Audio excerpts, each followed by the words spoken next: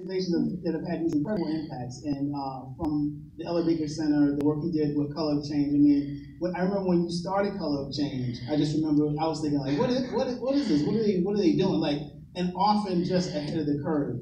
So I just want to just and then really importantly when he went into the White House as the Green Jobs advisor, it was a great occasion for many of us who grew up in the hip hop generation to see finally all the fighting and the work that we've done, someone who we actually knew, who was recognized for the work that we do out here. So I just want to salute you and just congratulate you on your success and all the great work you're doing. And we're always behind you. Well, I appreciate that. And a lot of people think I was born on CNN, like on the set, on election night, Yeah. And yeah. So, and that's weird because I was born in '68. I've been in this work right. I'll be 50 years old next year, so I've been in this work. I may have taken 3 days off the whole time, but not 4. Right. And it's, I think, a part of why I wrote the book. The Ella Baker Center for Human Rights, we were fighting against what we call the prison industrial complex. Now they call it mass incarceration. Right. We were fighting against that while it was being built. While Clinton was 94, 95, while Clinton was doubling the right. prison population from 1 million to 2, we were fighting then. That organization wound up actually closing 5 abusive youth prisons in California, reformed the Oakland Police Department, San Francisco Police Department, got a horrible police officer named Mark Endine fired, and stopped the super jail for kids from being built in Oakland. All that by 2001, 2002. Yeah. So I was already a veteran Absolutely. of these fights that the Black Lives Matter movement is raising up, 15 years ago. So there's something good, I think, about being around for a while. I was born in rural West Tennessee, but I wound up going to Yale for law. I'm African American, but my wife is not. Our family looks like the United Nations. I was a grassroots outsider, and then I became a White House insider. Right. I was a target of the media when I joined the Obama administration for my left-wing past. Now I'm a part of the mainstream. So having gone all around these different, I've sat in different positions or whatever enough, and then I have this job on CNN where I literally, most people, you're in politics, the people you work with are the people you agree with. But on CNN, the person sitting next to me is always somebody I don't agree with. And yet you have this kind of Groundhog's Day, moment for 2 years, for 3 years, going back and forth, and I started seeing some patterns.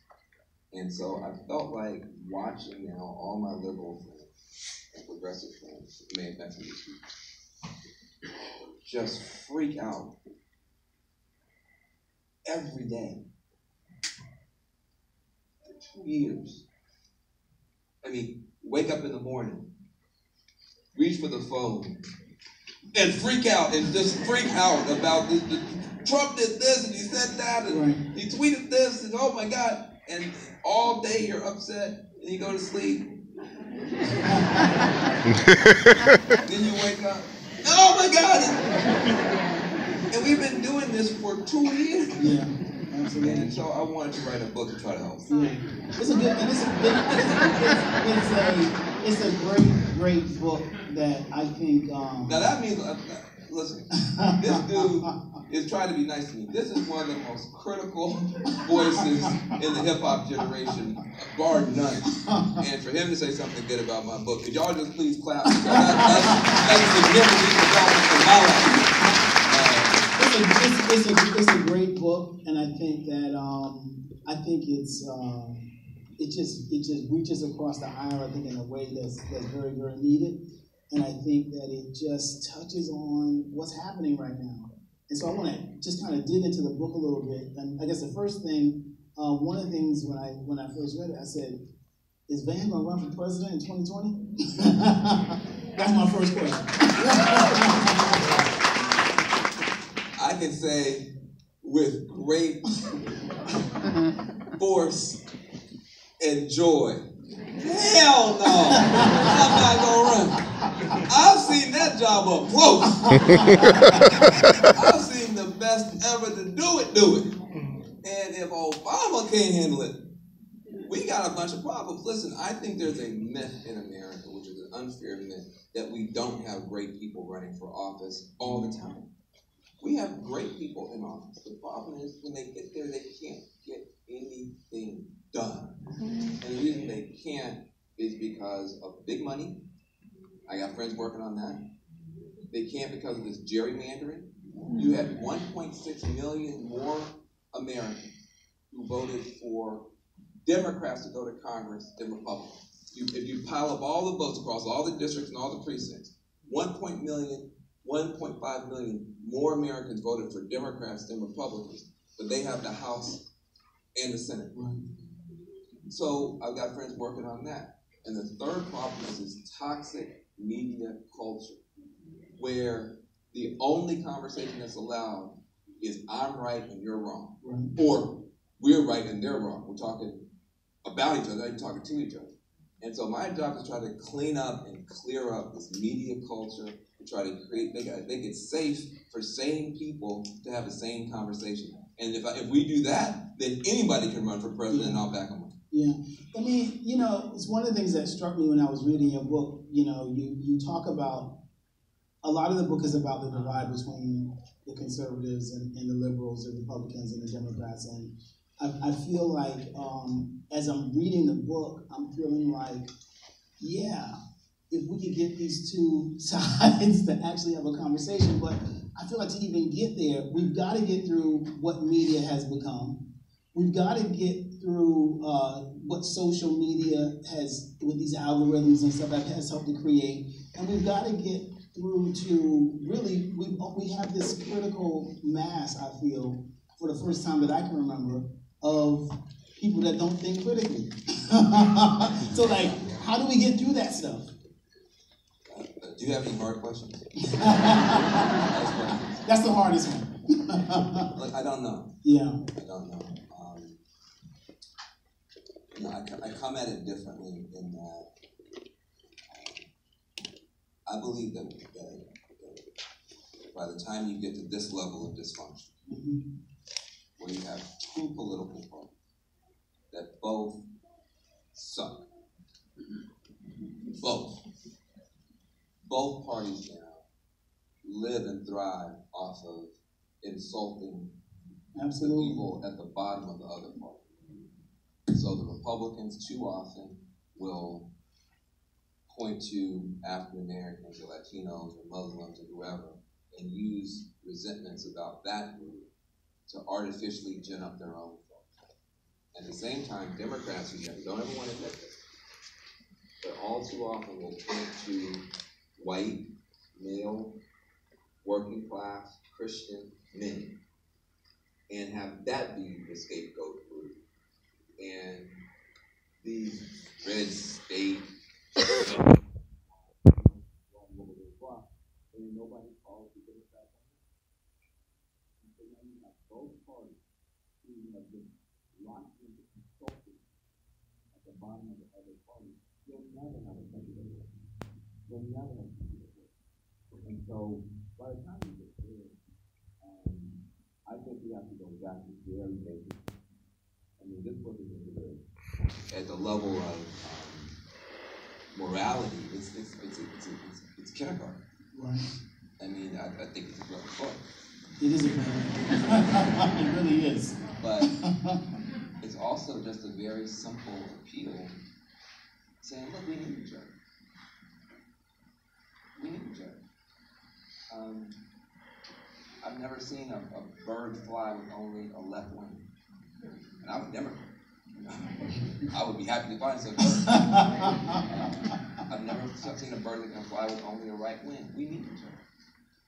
And the fact that sounds radical, how far have we gone?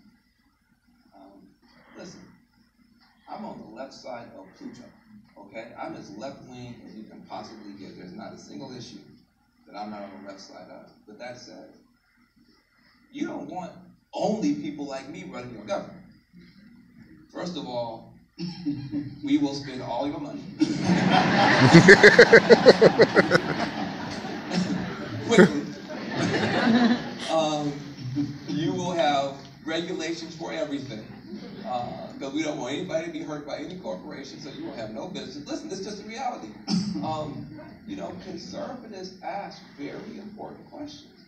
They ask, how much does this cost? And who's going to pay for it? I never asked that. I just say, feed the babies, Lord, help the people, so I can be honest about that. But it's that back and forth. And even when we're disagreeing, in the old way, it's thesis, just to make something up here. Right. Thesis, antithesis, synthesis. Remember that from college? Right?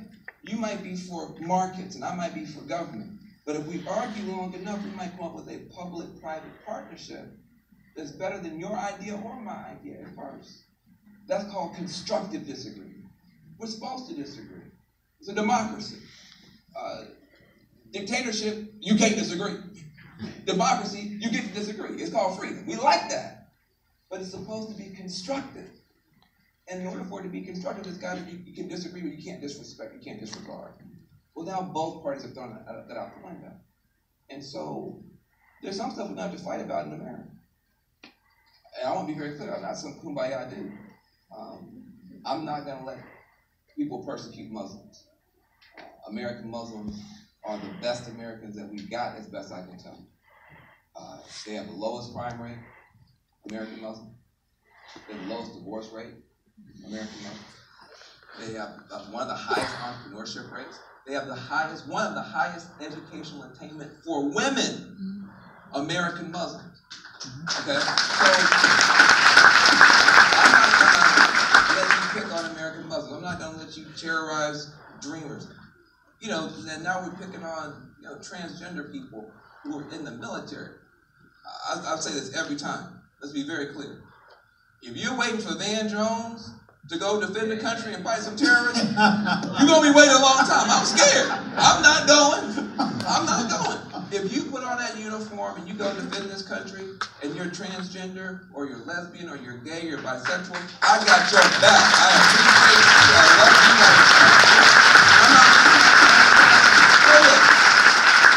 Now, some stuff we're just going to have a fight. But you can't fight about everything and still have a country.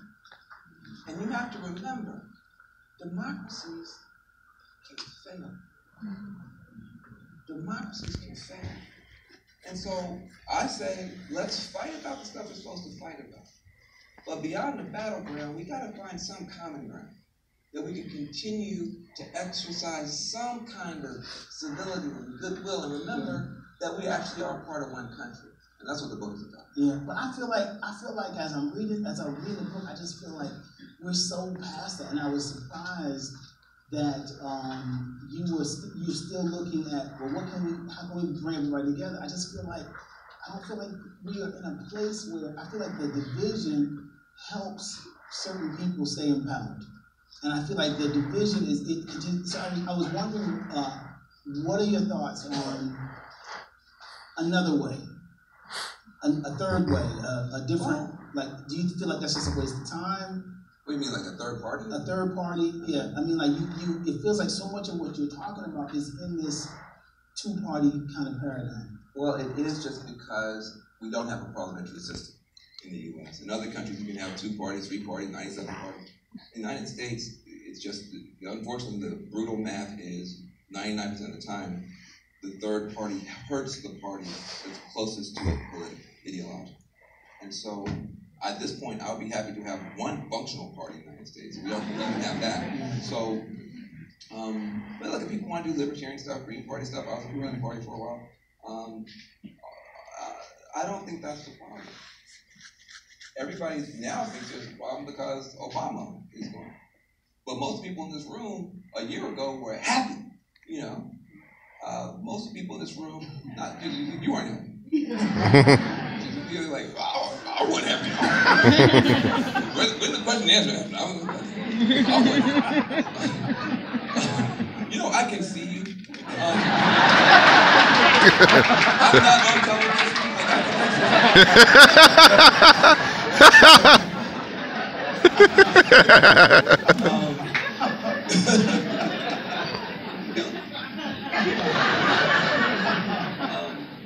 not you, but some people were, you know, we got that Obama bubble back for about 8 years, a lot of it. And it felt good. And I think I just want to be honest about some stuff, because otherwise you're going to suffer a lot longer than you get emotionally. Let me just be honest, we all friends.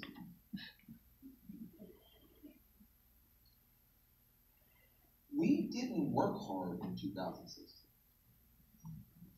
to stop Donald Trump when we could have. We honestly didn't. You believed often, too often, that he quote unquote couldn't win. The polls said it was like, you know, Hillary Clinton has an 85% chance of winning. And people were like, ha ha ha. I said, wait, hold up. Wait, slow down. Excuse me. Hillary Clinton has an 80% chance of winning. Let me ask you a question, simple question. If your child had to run across the road and there was only an 80% chance of a truck running a little dude over, would you be happy? It's not the percentage of the, you know, the probability, it's the probability times the impact. And so people didn't work hard. And what I remember was 2008, how hard people worked. I'm talking about progressives and liberals. People worked hard in 2008. People, they did fundraisers, they did phone banks, people went to swing states, people worked hard. They put it all on the line in 2008. 2012, people worked hard. I mean, people were getting cussed out talking about they ain't gonna vote.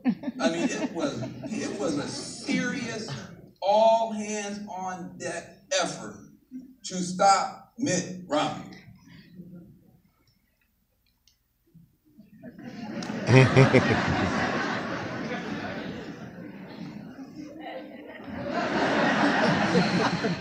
Who today I would not only vote for, I give him a lap dance.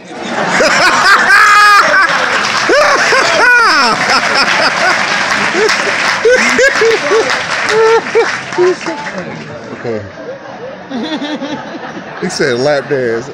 Visual, bad visual.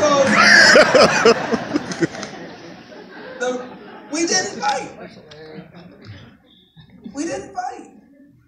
And so now you have a false narrative that keeps you up at night, that America has been taken over by 60 million Klansmen, and you're surrounded and you're being regressed now back to almost like your grade school level when you're being bullied. That's what's happening to liberals. The bully won. And the floor just fell out from under you, and you just falling back. Now you psychologically regressed to that grade school trauma. And for 2 years now, you've just been stuck in it. And what I'm trying to say is that it's time out. You know, people say Donald Trump is crazy, and like I said, there may be some evidence for that. But there's more evidence for you being crazy, because the definition of crazy is to do the same thing over and over again, expecting a different result. And waking up every morning freaking out about his tweets has had zero impact on anything or anybody but you. And so now the time has come. You ask a very important question. What's the way out? What's the way forward? Listen, yes, the division is there. But this is not a left-wing period or a right-wing period. It is a turbulent, volatile period. And people are hurt. And hurt people holler. When Democrats hurt, it sounds like Black Lives Matter. It sounds like Occupy Wall Street. It sounds like Bernie Sanders. And I like the way that it's. When Republicans hurt, it sounds like the Tea Party. or it sounds like Trump. And I don't like the way that it sounds as much. But hurt people holler. And we now have common pain across the country. We have joblessness or no raises, blue states and red states, blue cities and red counties. We have an addiction crisis, blue and red. We have kids not learning about the jobs of tomorrow with clean technology and artificial intelligence, blue and red, white and black. We have common pain across the country, but no common purpose yet. And so then people come to the conclusion that what's wrong is too many mean people are doing too many bad things. That's the problem. That's not the biggest problem. The biggest problem is that too many good people in both parties just don't know what to do. That's the biggest problem. And that's a fixable problem. And so part of the book is, a third of the book is just stuff that we can do. And I promise you, you will actually feel a lot better when you remember that tweeting and making like really erudite Facebook posts